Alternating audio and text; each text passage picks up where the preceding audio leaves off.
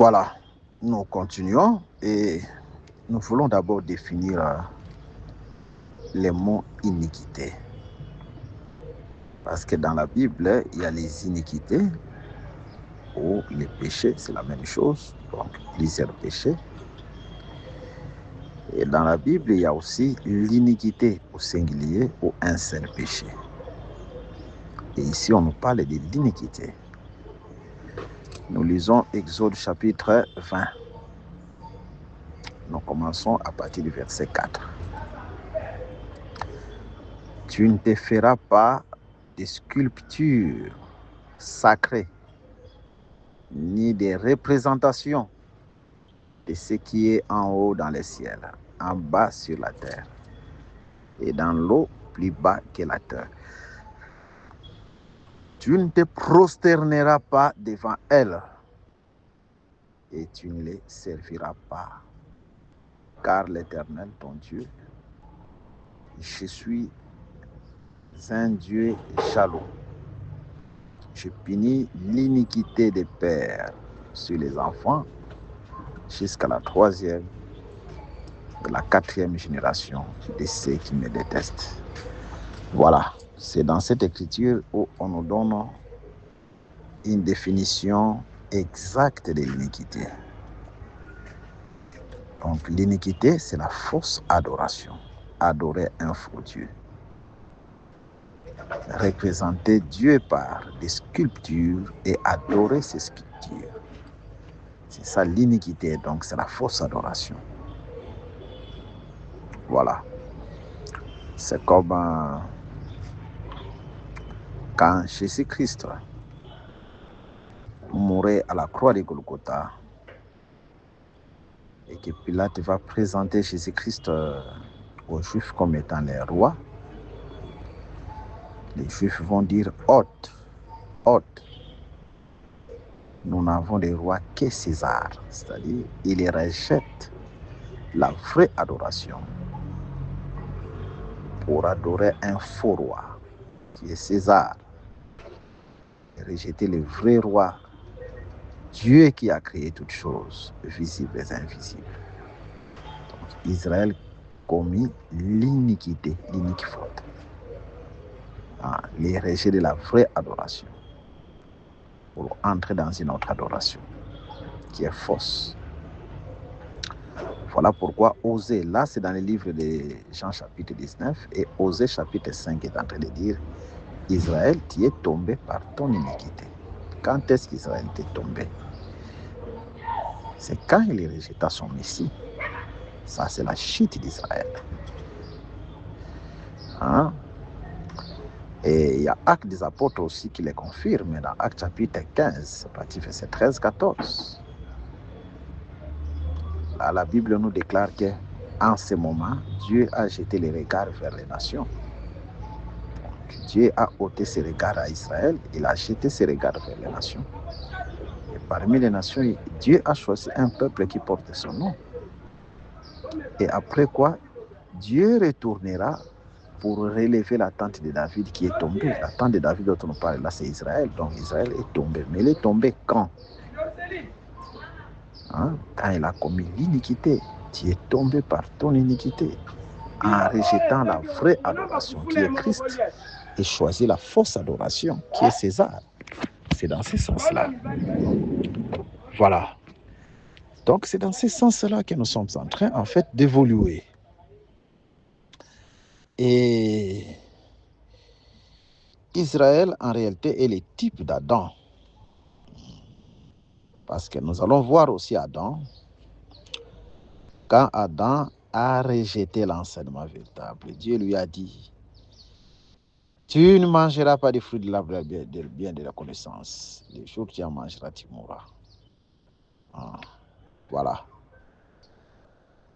Et la mort d'Adam, la Bible appelle ça la chute. Dans les livres des Romains. Parce que nous tous, nous sommes tombés par Adam.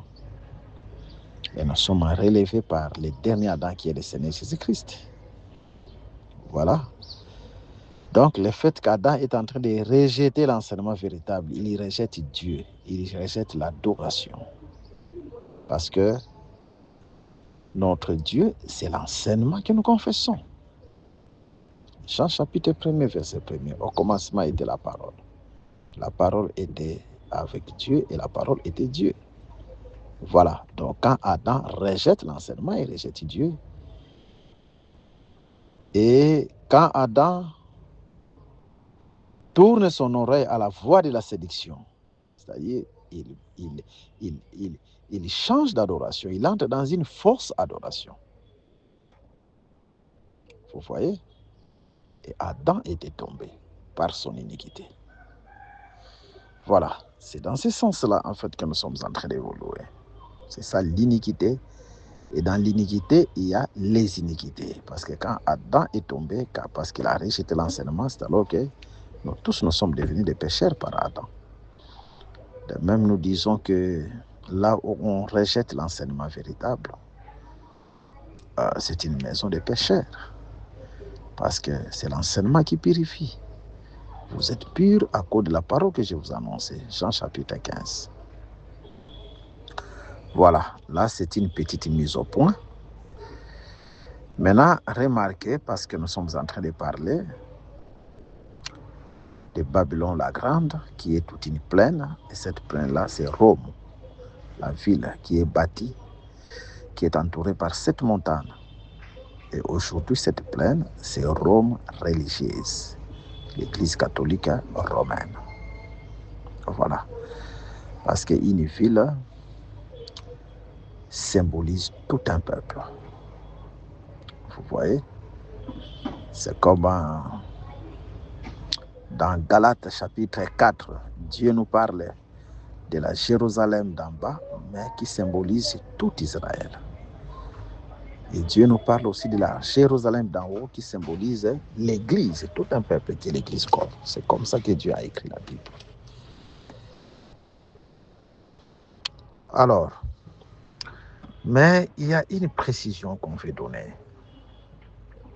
Cette femme qui est Babylone la Grande est identifiée à une prostitution, à une femme prostituée.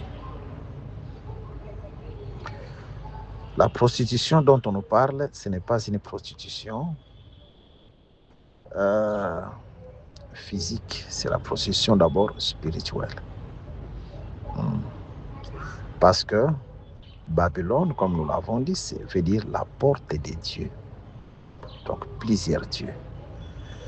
Plusieurs dieux et plusieurs fausses doctrines dans Rome religieuse, tout comme dans Rome païenne. C'est une prostitution. Vous voyez? Quand vous allez dans une soi-disant église, vous trouvez qu'il y a plusieurs confessions mélangées avec la Bible. C'est la prostitution. Vous voyez? Voilà pourquoi Dieu, ce qu'il recommande à son épouse, qui est sa femme, c'est d'être fidèle, donc de croire à l'enseignement véritable et de réfuter tout ce qui est contraire à la parole véritable. Parce que la femme de Christ ne peut avoir qu'un seul enseignement, qu'une seule doctrine. Vous voyez? Alors, et dans l'ombre, l'image de la femme prostituée, c'est Jézabel.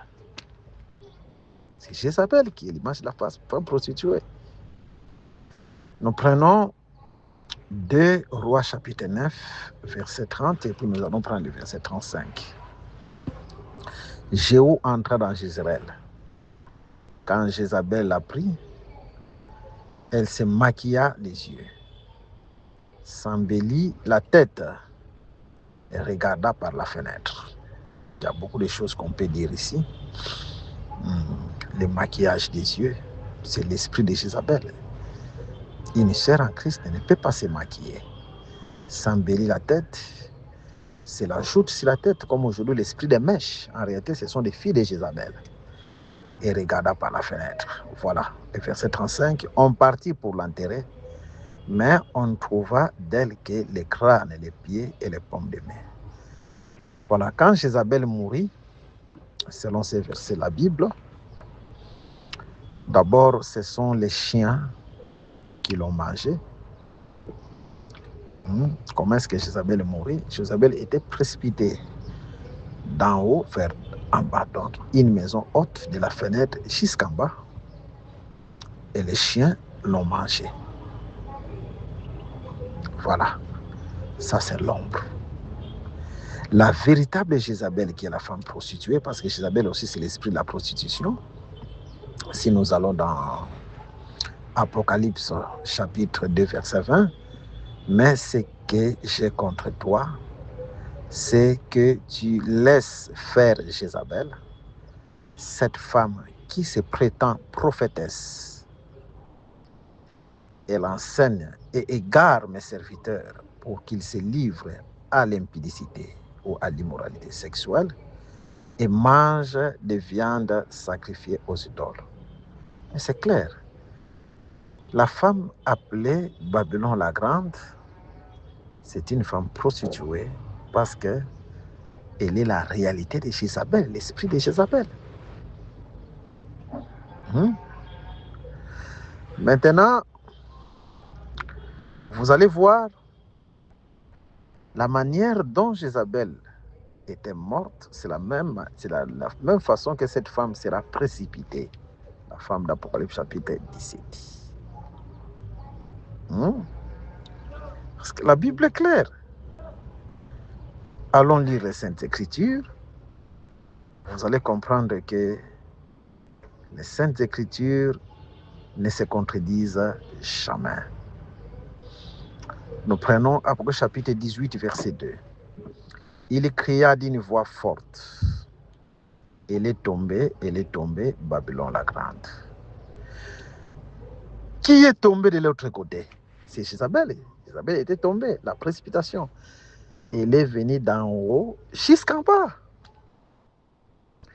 Elle est devenue une habitation des démons, un repère pour tout esprit impur, un repère pour tout oiseau impur et détestable. Maintenant, le verset 3.